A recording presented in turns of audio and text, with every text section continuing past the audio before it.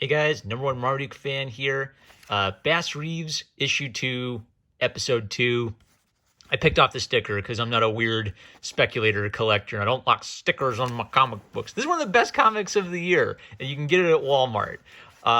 Episode 1, I thought it handled, it used religion in a very intelligent way in writing, where Bass Reeves is an escaped slave and a Christian. And so he kind of looks at himself as an agent of judgment. And so his shtick is that when he creeps up from behind the ne'er-do-wells and the bandits and outlaws that he's hunting down, he thinks of the book of Revelation and he thinks of judgment passages and sort of sees himself as an agent of that judgment. But at the same time, his boy is showing signs of growing up into a bad man. He doesn't really know what to do about that yet. Issue 2 carries on both themes, building up the theme of Bass Reeves as a lawman and of his difficulty as a father. And it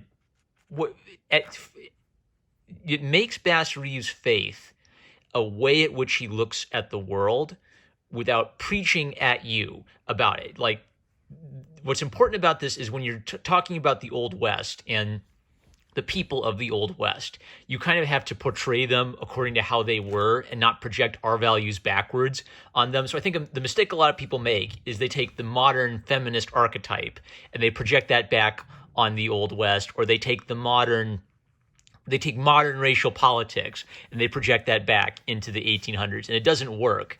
Whereas this has kind of like all of those themes there, but it feels correct for the world it's trying to represent. So the writer is Kevin Graveau and the artist is David Williams. I kind of like how David Williams gives Bass a little bit of, like a sleek kind of Darkwing Duck hat, gives some of the figures like a nice elongated tough guy look. So we see Bass go on a couple little adventures and hunt down a couple dudes, disguise himself as a Seminole.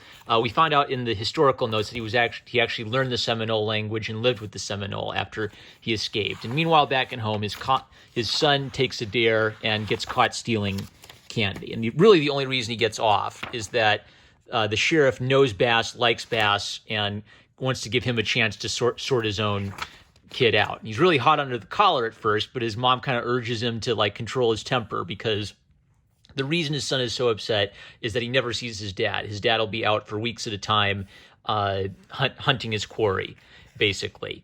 Also, he's looking for a guy named Yaki, who seems to be making bootleg whiskey for Native Americans in the Seminole in the background. So Bass talks to his pastor, and there's a really good back and forth between them, where Bass isn't sure if he's doing the right thing, and his pastor is reinforcing him. So it's really a debate about pride and sanctification. I kind of just want to read it because it's done so well. So what brings you by? Pride is like a viper, and I've been bit. I don't follow. I'm a lawman now, Rev, and from what I've heard, one of the best, if not the best, and that's the problem. Bringing the rabble to justice comes easy to me. It's a gift that God has blessed you with, or a test that I don't think I can pass.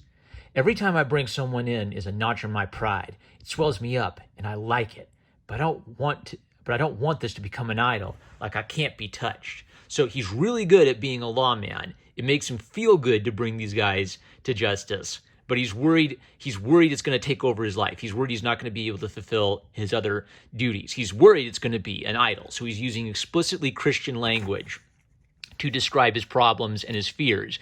And the Reverend's point is that what you do is good work. We need people like you to do this kind of work, or we're just going to be run roughshod by outlaws who are trying to escape from the law.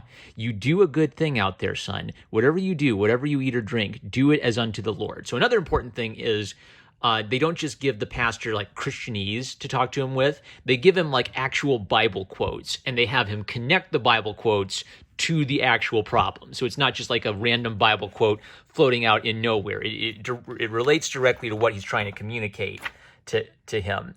And here's just another example of that in action. It's not that I'm not that good, Rev. That's what I've been trying to tell you. But I would tell you it's good to examine yourself. But remember this: he who has begun a good work in you will complete it until the day of Jesus Christ the Lord. It gives me comfort. What does that mean? The Lord is working on you, Bass, and he's not done with you yet. So he's talking to him about sanctification to make the point that what you're looking at right now in yourself is an inadequacy or a feeling that you're not living up to your full duties as a man and as a father. But your life isn't over. Sanctification is a process that goes throughout a man's entire life, and then this is relating directly to his needs as a father. He needs to provide moral guidance to his son, and it's killing him that his son is a thief. Then we cut to kind of like the outskirts of the law, and we meet Yaki, who we learn is a guy who's kind of like set himself up as a medicine man, and he uses sort of the mystique of being a medicine man as a way of kind of inspiring loyalty in his lawless gang. And we're hinted that this is going to be a really strong rival for Bass Reeves. Then there's some really cool history facts about the real Bass Reeves in his life and the hanging judge Isaac C. Parker. So it's really cool. They give you just enough of a hint of the history. It's not like a big, long, boring history lecture. It's just a couple cool little factoids about the world and the people involved in the story. Absolutely fantastic work. This is one of my favorite comics of the past few years. Definitely pick it up. You can find it at Walmart, usually in the book section. Walmart puts them in different spots. One Walmart had it in the book section. One Walmart had it next to the DVD section. But basically in either of the entertainment sections. Bass Reeves would be my number one recommendation coming out of Allegiance Arts Comics. That's it. We're going to wrap it up early today. I'm a Marmaduke fan. I love you guys. Catch you later.